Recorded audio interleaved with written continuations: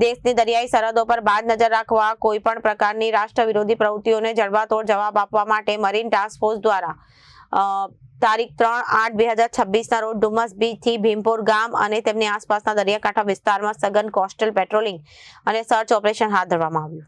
Marine task ફોર્સના ADGP Amit Vishwakarma અને ડીઆઈજીપી એમ મુનિયા તથા મરીન ટાસ્ક ફોર્સ હજીરાના પોલીસ અધિક્ષક અને મરીન સેક્ટર કમાન્ડર એસ જે પરમારના માર્ગદર્શન હેઠળ પોલીસ ઇન્સ્પેક્ટર જાંબુકિયા, પીએસઆઈ વાર તડવી તેમજ પીએસઆઈ એસપી પટેલ અને મરીન કમાન્ડોની અલગ અલગ ટીમો દ્વારા કટોકટીની પરિસ્થિતિ પહોંચી વળવા માટે ફૂટ પેટ્રોલિંગ કર્યું હતું. કમાન્ડોઝ દ્વારા દરિયાકાંઠાની આવવારૂ જગ્યાએ શંકાસ્પદ ઝાડી ઝાંખરા અને તમામ સંભવિત છુપાવાના સ્થળોની ખૂંદે વાળવામાં આવ્યા હતા.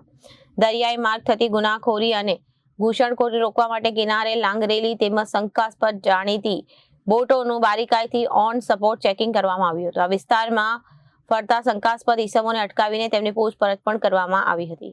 Bureau report, Janadesh news.